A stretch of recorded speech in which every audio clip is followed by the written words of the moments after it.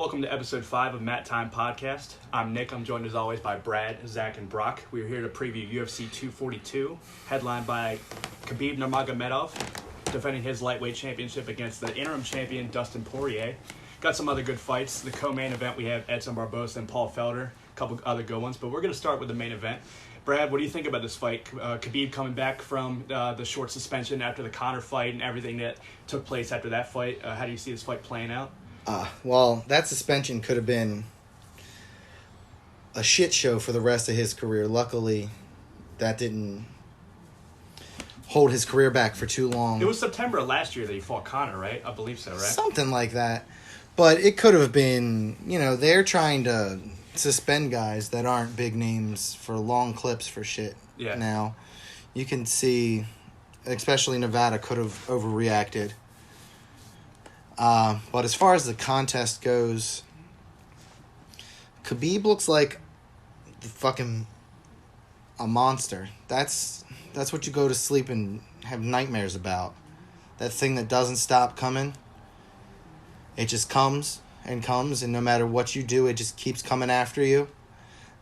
And that's what Khabib is. He's just going to wrestle, and he's going to keep coming. And Dustin's a great fighter. But you have to do something to show me that you can beat Khabib, and I don't know what Dustin has that he does well enough to stop what Khabib's going to do to him. Yeah.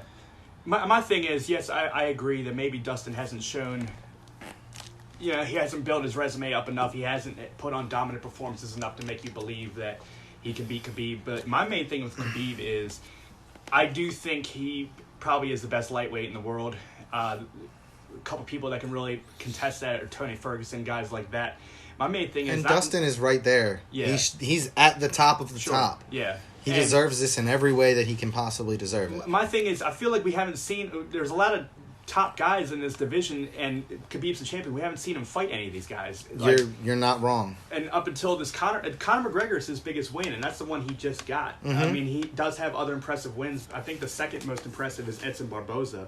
But, I mean, he fought Al Quinta on some weird circumstances because they had the Ferguson fight lined up, and they had to keep, they had so many fill-in fights because of this whole thing with Conor McGregor throwing the dolly at the bus, and I believe that's how this all played out. So, but regardless, I'm not impressed by really either guy's resume in some extent, where they're both elite fighters, but we're not seeing them fight the top of the top yet. Obviously, this is going to be Dustin Poirier's time to shine, but how does Khabib react to a guy who is game as fuck, who won't be intimidated by Khabib's game? Probably won't wilt away like other guys have when Khabib lands that first, second, and third takedown. How does it play out? That's why I love this fight so much. But if you had to give it a prediction, ultimately, what do you think? I see a fight a lot like the Iaquinta fight, honestly. Yeah. A fight where Dustin has his moments and can probably put it on Khabib, especially on the feet. But eventually, every dam fails. Yeah. And Khabib is the waterfall. The thing with him is that he's just so relentless with the takedowns. With a lot of guys, they got to consider it's not their the gas first tank. attempt. It's not the second attempt. It's not the third attempt. He chains everything together. That's the thing. Even when he fails the takedown, you're not separated. He still has a hold of you, and you have to fight that off. It's so overwhelming. Brock can probably talk more to the chain wrestling of Khabib, and maybe what Dustin has to do to stop that. But that's where I see it, not a domination, but a controlling, convincing decision by Khabib.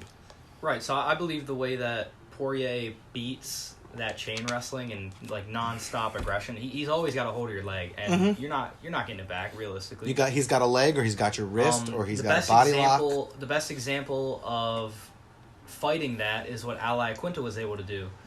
And I really would have liked to have seen Al Iaquinta on a full training camp, actually training for Khabib. I feel like that fight maybe would have gone a little differently. Maybe Khabib still would have won a decision or anything like that, but I feel like Al would have still had a better showcase. From Dustin's standpoint, I always look back to the second Eddie Alvarez fight, where he was taken down and he was put in the same position that Habib had Conor in with the Dagestani handcuff, or yeah, I guess that's what No, you're he's talking call about it. that short choke, Right, the the neck crank rear naked. oh, okay, right, your palm to palm, rear naked type deal, the neck Yes. crank. Okay. Eddie put him in the same position, and I'm not saying Eddie Alvarez has the same squeeze as Habib. You know, I don't know, but Eddie Alvarez he is no stayed slack so calm. wrestler. Right, he's Yeah. a very good wrestler. He stayed calm through the entire exchange, was able to fight that off and get back to his feet, and then eventually finish Eddie Alvarez. Mm-hmm. So he's going to outstrike Habib with his boxing. That's a fact. Habib needs to leg kick the shit out of Dustin Poirier because that is his weakness. That is what Gaethje was doing to him, and that's what Alvarez was doing to him. That was eating his leg alive, especially in the Gaethje fight. Gaethje was tearing his leg apart. Have we seen really good leg kicks or any leg kicks from Khabib? I mean, I can I don't remember a believe so. few like half-heartedly. I don't remember like real good leg kicks from Khabib. I kind ever. of agree with Nick in that 100% Conor is probably the most impressive win of Habib. Mm-hmm. And Habib is super dominating, but I think he's also picked his opponents very wisely. You know, up until Ally Quinta, the best grappler that Habib faced was probably Rafael Dos Anjos. Yeah. And he ragdolled Dos Anjos, and that was, you know, for a long time his most impressive victory. And then he was going against strikers. And then he's been Michael going against Johnson, Edson Barboza. all strikers. And made him look Johnson even more cracked him. Connor, Yeah. you know, Connor striker, Pure you know what I mean? yeah. Pure strikers who are not trying to really even sprawl against takedowns really effectively. They are really just trying to get back up. Right. And it's so hard to get back up when you have a guy like Khabib Nurmagomedov on top of you. Now, Ally Quinta, pretty good wrestler. Didn't have a good camp, and wasn't able to stop the takedown in the beginning rounds of that fight. He was but able to get up, though. Was able to stop the takedowns in the later part of the fight. Definitely. And Habib seemed to only have a jab to really keep Ally Quinta at bay. And it worked pretty effectively because they are about the same size. He's only really got that jab and an overhand to throw to begin with. A guy like Poirier, a guy like Ferguson are a little taller and longer and have good enough striking that they could potentially counter that jab. Definitely.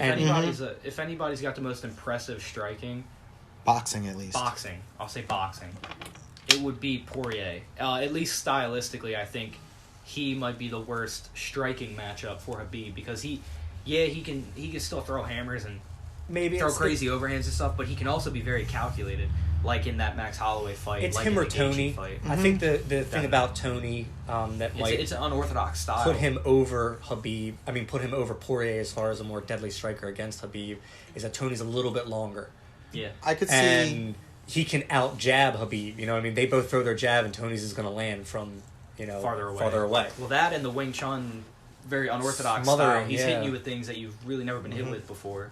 Yeah, and Habib was kind of fighting with his hands down a little bit, and that's how Ally Quinta was able to land some counter shots. He kept throwing that right hand counter to Habib's jab, and if he was a little bit taller and had a little bit longer of reach, he could have had a lot more success with it. And Poirier is that type of guy. He is built like that.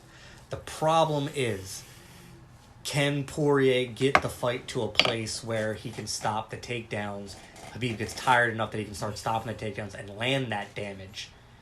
You know, because he's gonna have to stay on his bike to stay I away don't from the see takedown him for a being able to long stay on time. his feet in the at least the first two rounds. Right. You know, when Habib is fresh and, you know, the takedowns are coming, like you guys were talking about before, in chains. He's the river. He just keeps flowing. You know, so does Poirier have enough left in the tank when it gets into the championship rounds that he can put it on Habib and hurt him? That's the question. If you're pulling for Khabib, I feel like there's a big moment in the Conor fight. If you remember in the third round, when that was obviously the only round that Conor McGregor had any offense, when Khabib was just kind of going with it for a second. He wasn't shooting for any takedowns. He really just let Conor do his thing for a minute. He has a tendency to do that. He did the same thing with Ally Quinta. Yeah. It turned into a kickboxing match in the later parts of the fight. So if he decides to do that with Dustin Poirier, how does it end up? Well, that's the question is how well can Dustin get through that beginning part? If he gets his ass whooped for the first 2 rounds and he's exhausted going into the championship rounds and doesn't possess the power or the footwork necessary to hurt Khabib, then he's going to lose. Obviously, I know it's a lot different to be held down by Khabib Nurmagomedov for multiple rounds than just going, hard striking rounds with a striker like Max Holloway, but I do commend Poirier because he was throwing power that entire fight with Max Holloway, and he never wilted. You could tell he was tired, but the output was always there. But he didn't put Max away either. Yeah. And you're going to have to put Khabib away. Because more than likely, going into the championship rounds, he's going to be down on the points. Yeah. He's going to be down on rounds. Right. So going into the 4th and 5th, when hopefully Khabib's tired and, Dustin can keep the fight on the feet, he's going to have to put Khabib away. But Definitely. What's the one thing we've ever seen from Khabib? The one chink we've ever seen. It's not even a chink. He got hit one time. That's what I'm saying. He got hit one time By Michael Johnson. By Michael Johnson. and he got wobbled. Yeah. Yeah, but he also took bigger shots from Ally Quinta and didn't get wobbled. But Al doesn't. I wouldn't say. I'm not knocking Al. He's got really good boxing and stuff, but I don't think he hits as hard as Michael Johnson. Yeah. And I think Poirier agree. hits harder than Michael Johnson. Okay. Yeah. Yeah. That's in my opinion. Yeah, I would say Poirier hits harder. In my opinion, that's why I believe Poirier gets But I that. think Khabib's got a hell of a fucking chin. Mm-hmm. And you're going to have to for really... sure. Dustin's really going to have to be able to hurt him to put him away. For sure. And do you still have that level of... Pretty sure this is a word. Lethality. Yeah. You know what I mean? Yeah, I'll go with it. In the 4th and 5th round, do you still have that touch of death? For example, Stipe and Cormier.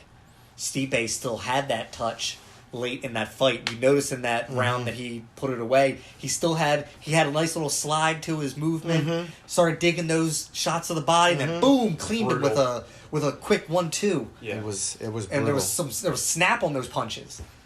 Right. So in my opinion, I believe I'm going to take Poirier by a 4th or 5th round finish. Yeah. I can see... he's not going to flatline, but I believe he's I going can to see get a a TKO. TKO in the 4th or 5th. I can see your logic for that. And I don't hate your decision. Like No. Nick was saying, his volume can't be touched, and he constantly has power. Mm-hmm. And I feel like we've seen both things from Poirier. We've seen him run out of gas, and we've seen him be able to power all the way through 5 rounds. So it really depends on, I think, what Zach says, those first 2, maybe 2.5 rounds, when Khabib is going to be able to just throw takedowns and wrestle you and wrestle you and wrestle you. And if Dustin's on his bike and countering jabs, maybe he can accumulate some damage to put him down later. But you're going to be on your back. Yeah. I'm going to go sure. with a Khabib 5-round decision. Yeah.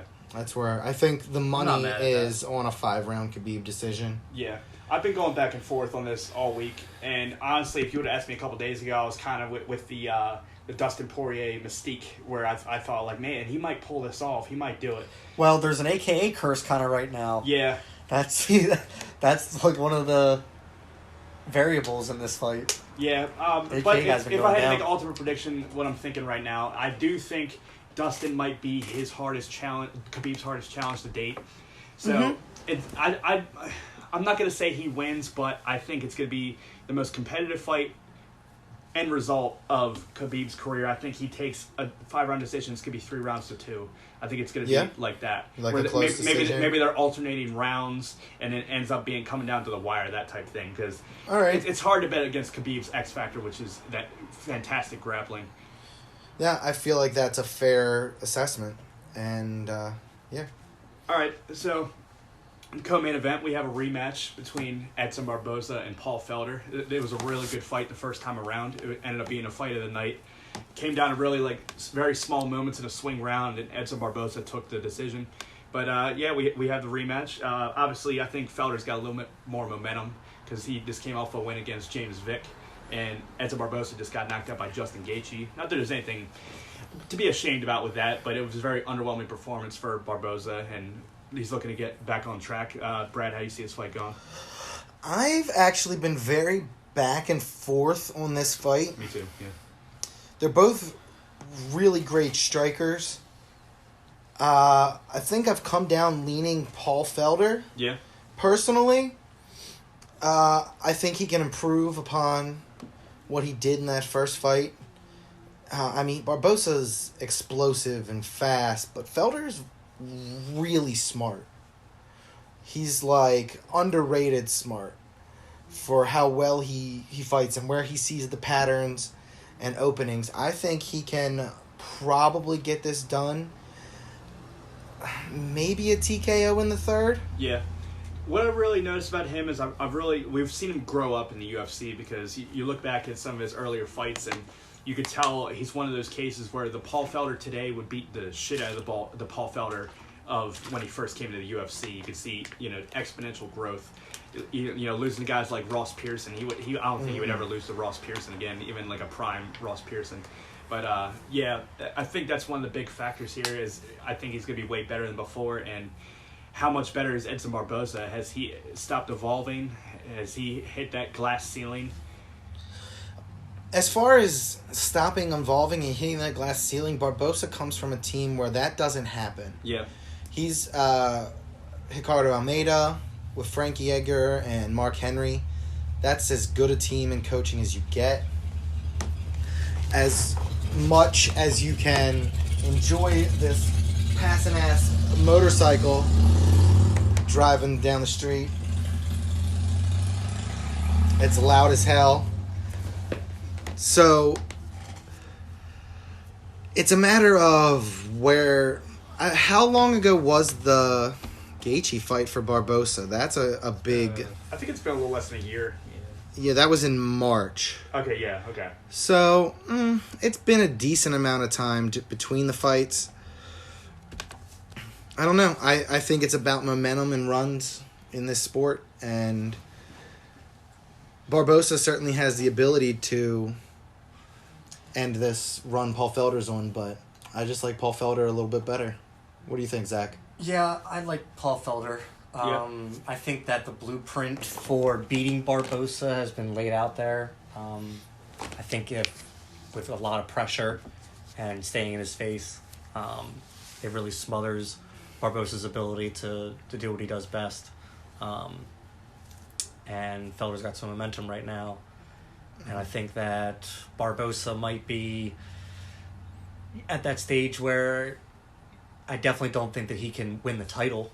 Yeah. No. But do you think Paul Felder's at a stage where he's going to ever win the title either? No, not necessarily, but I don't like... Paul Felder could still potentially get a title shot. Okay. Whereas Barboza has had his shot, and I don't think he'll ever get it back. Right. Okay.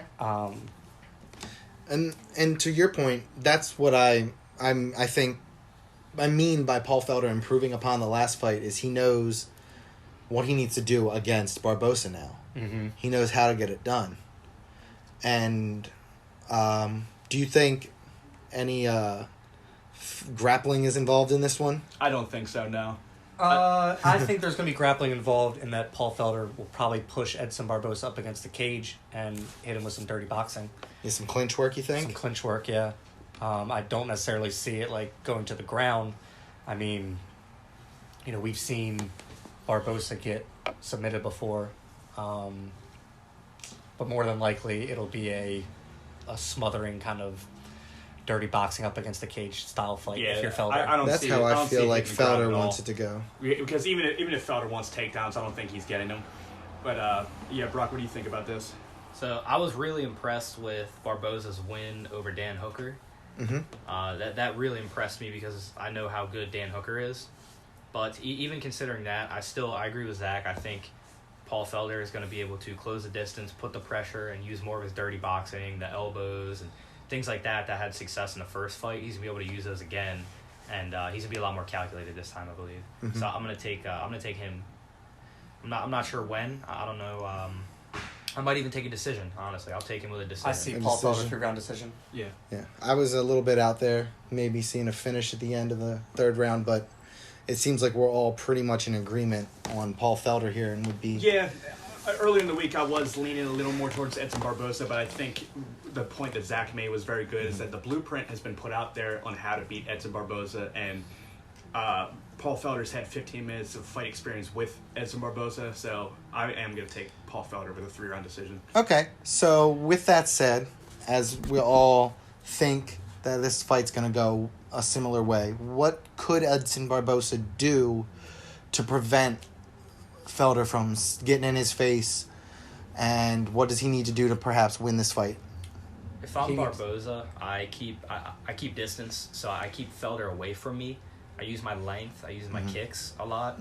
I feel like that's how he is going to win that fight. He's going to have to keep his distance, keep Felder's pressure off of him, and use that long reach, pushing him away with kicks, throwing the head kicks, the spinning shit, everything he's good at. See, I think it's going to take a strong, straight jab and footwork to keep Paul off of him to set those kicks up. Yeah, I think it's movement all day because they were both very stationary in their previous fight, but Felder's going to know what he's throwing at him. That switch kick to the body, he throws a lot. Obviously, you know how good Edson Barboza is with the leg kicks. I think Paul Felder's going to be in his face, and he's not going to let him plant his feet, so he's going to have to move laterally a lot, where he's going to have to adjust to that, which he's had to do that before. It's not like Barboza's new to this game. He's had guys try to rush him, put him against the fence, get in his face, that type of thing. So, yeah, that's ultimately what it is. I think he's going to have to answer Paul Felder's forward pressure with lateral movement. Right, yeah. I would agree. The jab and lateral movement, working leg kicks to try and slow Paul Felder down. Again, those leg kicks and that switch kick to the body and then the head, it all can, if he can use that to lull Felder into some sort of trap there, he could perhaps pull something out, but without staying on the outside and a jab and moving, I don't like Edson Barboza's chances. Yeah. So do we want to move on to Islam Makhachev versus Davi Ramos in our... I think this is pretty much the mat time main event because we've done a lot of research on both these guys, watched a little bit of tape of both these guys, very impressive grapplers. Obviously, Makhachev, a training partner of Khabib at AKA, and up until today, I had never really seen too much of Davi Ramos, to be honest. I know he has a couple fights in the UFC. Submitted some guys that I'm not very impressed about, but obviously we've seen him at the top level of grappling. And he is at 77 kg, ADCC champion in 2015. It's a pretty high level of no-gi grappling there. It is, but the issue is this, is all of his takedowns are traditional blast doubles and single legs. Yep. And I'm sorry, but I do not see him being able to hit that on a guy like Islam. That also being said is Ramos, in turn, has not really had to defend any takedowns himself in the UFC at all. Yeah. So, and I think Islam will get a takedown. So now we're going to have to see Ramos fight off of his back. And for all of his jiu-jitsu and stuff like that, almost exclusively his submissions come from top position. Or the back, or whatever. But which, you generally need top position to get to the back. There are a few ways to get to the back, from bottom position, but a lot of times you see, especially in MMA, people get the back from a top position because people want to turn away and build the house and get away from strikes. And I'm sorry, but I really think that it's going to be a rude awakening for Ramos. I think Islam's going to hold him down and beat him in the head. Yeah. With punches. What I've really noticed recently with MMA fights is sometimes even if a guy has superior technique, it becomes a battle of attrition, and it becomes like the battle of the gas tank. Where biggest example I have of that recently is I do think Marlon Moraes was a better fighter than Henry Cejudo, technique for technique, but when it came down the stretch of who wanted it more and who was willing to push further, Cejudo was the one who wanted it more, and that's why he won the fight. That's one of the weirdest examples of a fighter breaking mid-fight that I can think of off the top of my head now. He was doing so well. He won the first round, but whatever he had to put out in the first round to win and beat Cejudo in that first round, he didn't have another round of it left in it. Yeah. So, Brock, what do you think? I mean, obviously we've watched so much tape on Davi Ramos, and he's a very impressive grappler. Do you think his gas tank holds up against a smothering Russian like Makhachev? Gas tank, based off of my experience with him and the clips I've seen, I say that it should be able to hold up just because I've seen some of the high-level grappling he's done.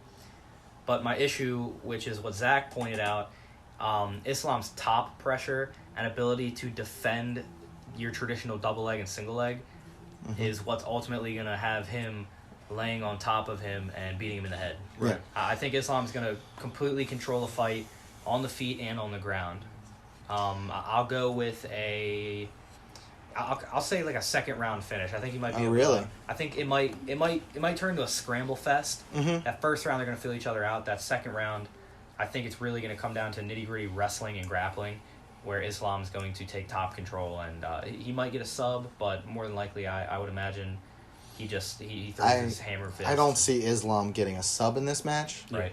I don't see that happening unless he's rocked on the feet or something already. Right. And he Yeah, I don't grabs see it. a sub. I see it's definitely gonna be I see a TKO. TKO from top position, ground and pound, I feel like this is going to... or a decision. I like the way Nick put this as the Matt Time main event because I like this for being a real good fight. I think Makachev has definitely got the advantage in the wrestling, in the dirty boxing areas, The aggressive and grappling, the I guess aggressive we'll say. grappling. But I think Ramos is going to be able to grapple enough with him and scramble enough with him. He's got that high level grappling experience. We've definitely seen him reverse a lot of big movements and big Yeah. guys and things. So, and on the feet, Ramos looks explosive or powerful in a way where Makachev is more constant and menacing. How do you compare that? Well, he's putting the pressure, but not necessarily the power. He's putting pressure, whereas I think Ramos wants to explode more. I think he's going to get On the tired. feet. I think Ramos could get tired. I think Makachev will have the better gas tank, but being as it's a 3-round fight, I'm not sure. I'm thinking Makachev by decision. Yeah. But I think this Yeah. could be this to me could be your fight of the night. I absolutely think so, yes. And especially if you're a fan of grappling, like I know all four of us are, I think it's going to be something to watch. You've got potential for Ramos to be at least attempting and going for interesting submissions on the ground.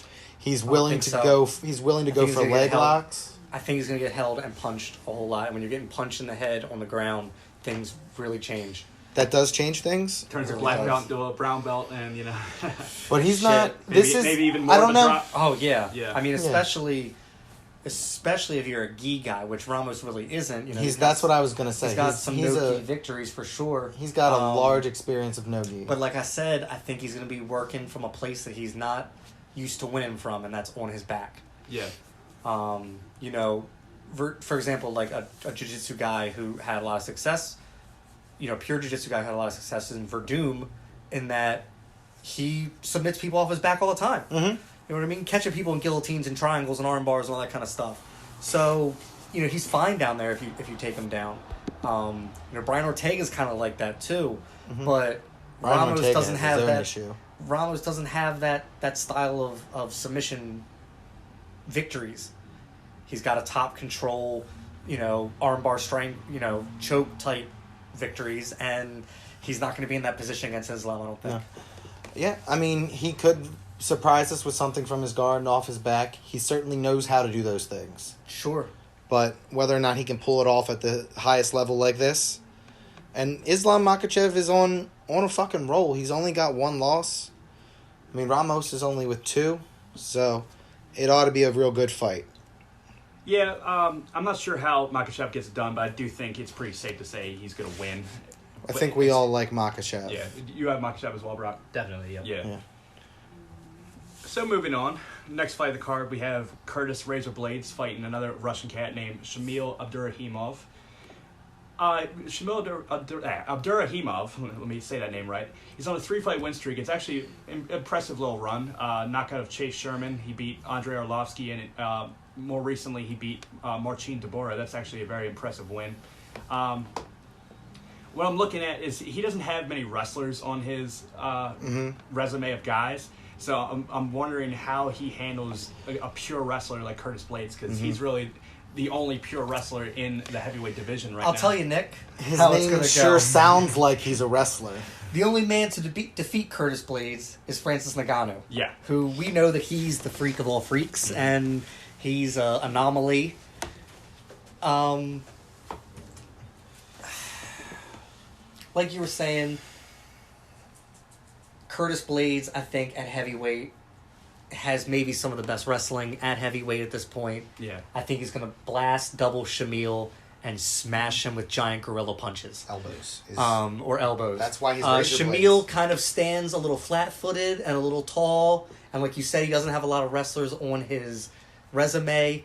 I think he's in for a rude awakening. It's funny. with a guy I'm like Curtis looking at Blades. his record, and his 2 losses inside the UFC came against Derek Lewis, TKO in the 4th round. I actually remember that fight where I think Abdurrahimov was grappling him a little bit, and Derek Lewis pulled off one of his infamous comeback knockouts where you got to kill that guy. Right. The other loss is to Tim Johnson, a guy that used to fight in the UFC, fights in Bellator now. Big old mustache. Yeah. Who did he just lose to at Bellator? I forget. He just lost to... He got knocked out by somebody. It was Vitaly Minakov. Yes. Yeah, because that was a last-minute replacement fight. Yep. But, yeah, so... Minakov is a tough fight. Tim Johnson is probably the only wrestler I see on his record and ended a first-round TKO. I'm not sure how that fight ended. It was on the feet or on the ground. Well, but I mean, Which fight, his last one? Curtis Blades has got some high-level wrestling.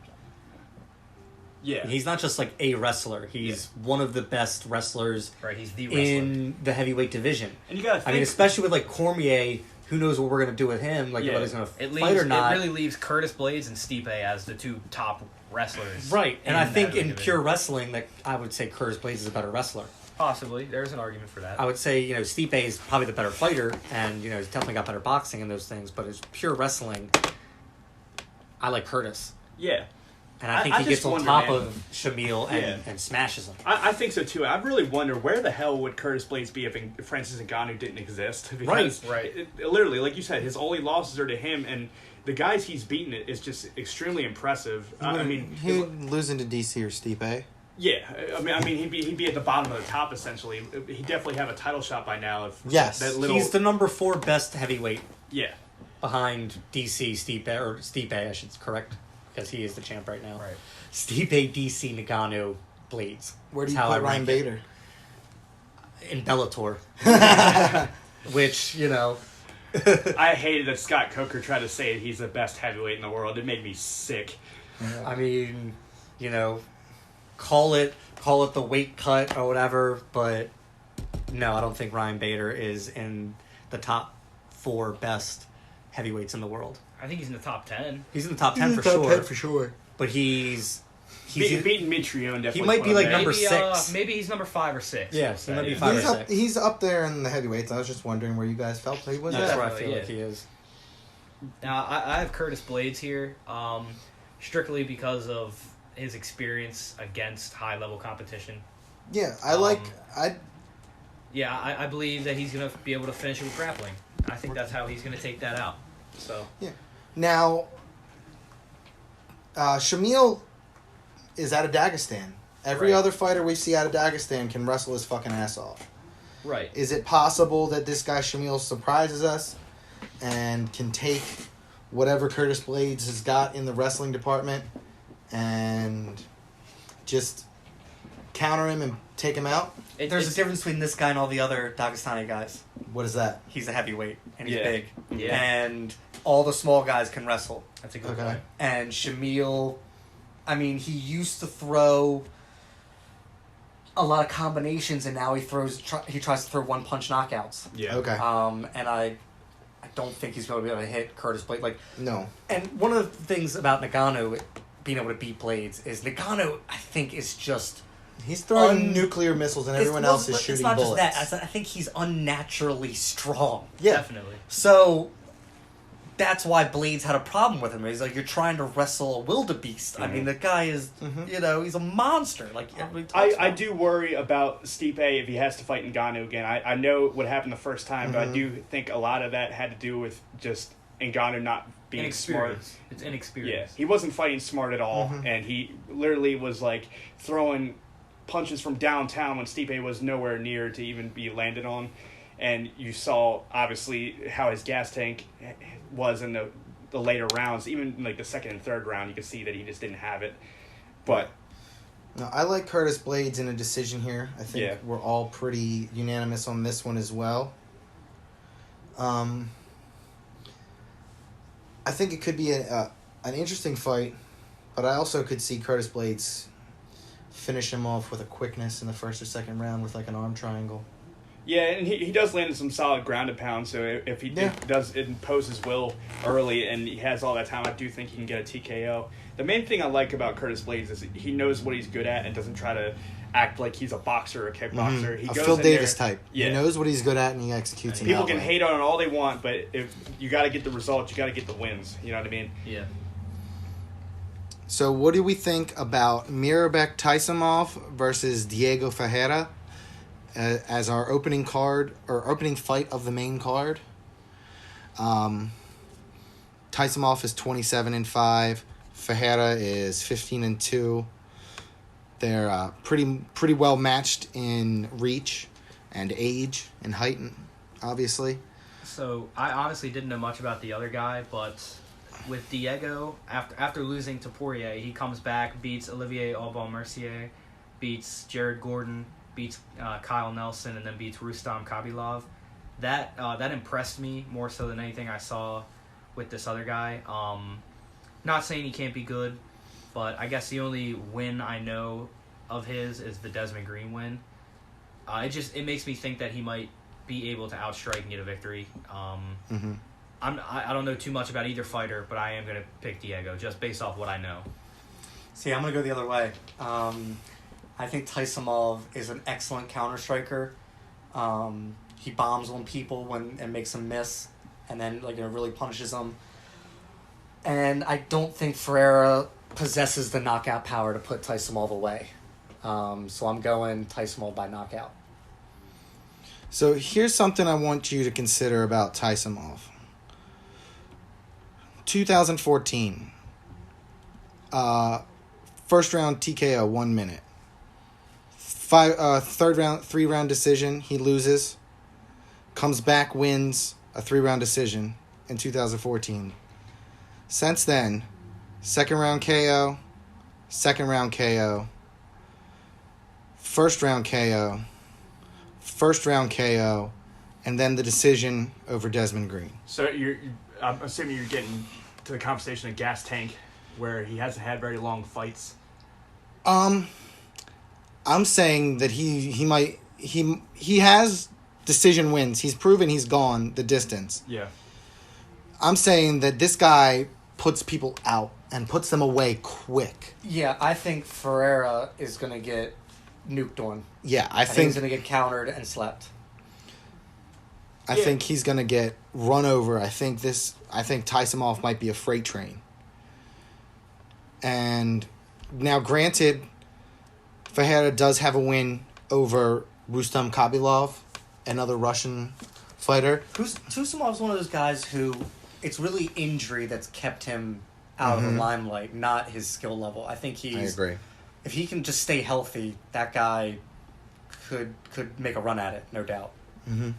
And I think Ferreira's on the decline a little bit, so I'm always going to go with the guy who seems like he's on the rise. And if he's healthy, he's dangerous. Yeah, I like Taisimov. I think he might get this done in the first or second round. He's gonna be smashing Ferreira, and I don't know that Ferreira can keep up. I think he's gonna be faster. I don't think Ferreira's gonna be able to use his jiu-jitsu on him, and I think Taisimov is just a different striker than him. Another thing we haven't really spoken about is obviously these fights are taking place in Abu Dhabi. It's very all these Russians.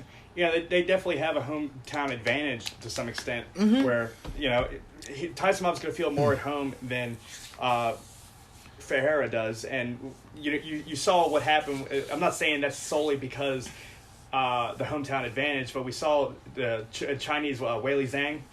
Zhang Weili. Yeah, sorry. We saw what she did when she had her home country behind her. I definitely think it gives you an extra 10%. But besides that, even if it was on neutral ground, I do think Taisimov's going to win this fight. He's on an impressive win streak, and the only guy he's lost to in the UFC is Michael Przerich. If you guys have seen how that guy is built, you think Gleison Tibau is a big lightweight. This guy doesn't fight at lightweight anymore. And because he can't make lightweight anymore, he fights at 170. He's built like an absolute tree trunk. And that's the decision loss he has, right? And ever since then, he hasn't lost. And there's just first and second round KOs, except for a couple decisions. He's a guy who just comes hard. Yeah, the guy he beat in his last fight, Desmond Green, is very impressive lightweight. I think he's going through some legal trouble right now. It's something like a... I remember hearing something. I don't know the story enough to say anything other than allegedly something's happening. But yeah. To give a prediction, I do think... I don't know if he finishes him or not. I would say I think he finishes him, but I think he's going to put the pressure on Ferreira, make him the nail, and he's not going to like that. Mm-hmm. But yeah, I do see him taking a rather dominant decision. Yeah, so you're on a decision for Tysonov. Yes. I'm thinking second round finish. Zach, you went decision for Tysonov as well? No, I think he's going to win by knockout. Knockout? Yeah. Do you have a round or right now timing he's coming guess? in at a minus 280. Yeah. And I like that bet. I put my money on Tysonov to win because I think he's going to win by knockout and probably the first or second round. Mm-hmm. Probably the first. Brock, you went with Ferreira. Yep. And he still does have the more impressive wins. Name-wise, I can agree. He's got a few bigger names. I'm going to take him by decision. I feel like he has the gas tank to do that. You think so? Mm-hmm. I don't hate the pick. So, do we want to just recap our picks real quick? Well, I just want to touch on you got something to touch of the on? gambling a little bit more. Curtis Blades is coming in right now at minus 300. 3-1, you know what I mean? You got to lay to get that victory. But I still like Curtis Blades in the fight. Yeah. Maybe the best money in this. The best money in this is Islam at minus 220. Like I said, I think he's going to hold Ramos down and beat him in the head. And then you got Paul Felder coming in at even money. That's also not a bad bet. Right. That's not a bad bet at all. And then we got Khabib Nurmagomedov coming in at a minus 365 favorite. That's not a terrible lay, but you gotta. It's not a terrible lay, but to be honest, I would probably throw a little bit on Dustin, hoping to get that flash knockout. Yeah, what's the Dustin money look like? Poirier's plus 275 right now. Yeah. But when it gets closer to fight day, if it gets to like 3-1 odds for Poirier, I might throw a little bit on there, just for that chance of him, cracking Khabib on the jaw because, at the end of the day, it is MMA and anybody can win on any night sometimes. Before we recap all of our picks, I definitely want to touch on the feature prelim of the night. We have a women's flyweight fight between Joanne Calderwood Dr. Neville versus Andrea KGB Lee. I think this is honestly a really, really good fight to be on a feature prelim. I'm glad they're putting two very talented women on the feature prelim. Brad, how do you see this fight go? Now, this is a fight that I'm actually pretty excited to see as far as the undercard on this this event. I don't know many of the other fighters.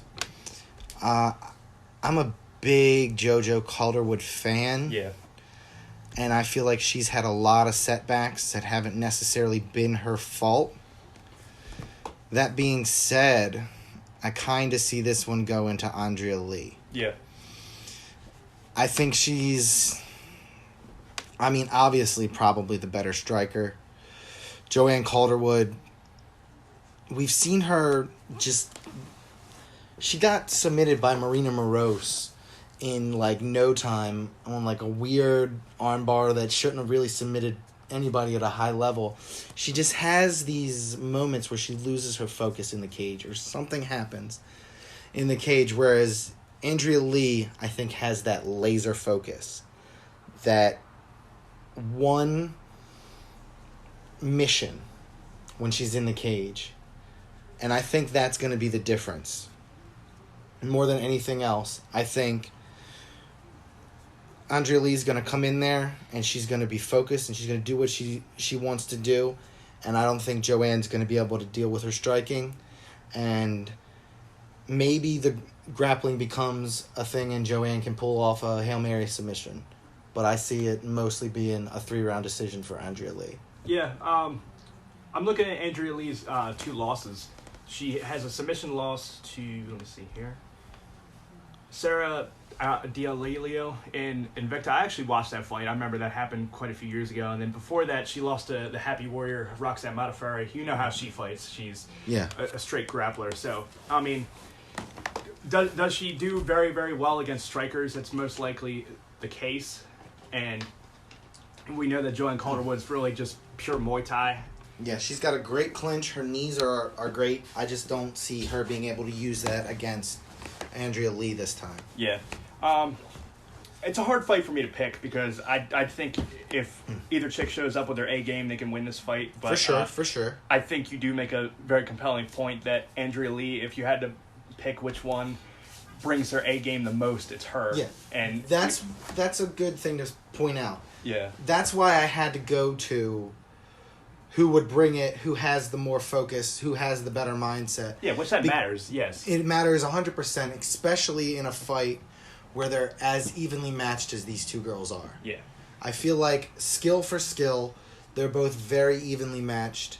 Maybe not in the same areas, but where one excels, the other may be a little bit better in another place. And it could be a very competitive fight. I just see it coming down to KGB being able to just focus in and keep herself on the mission.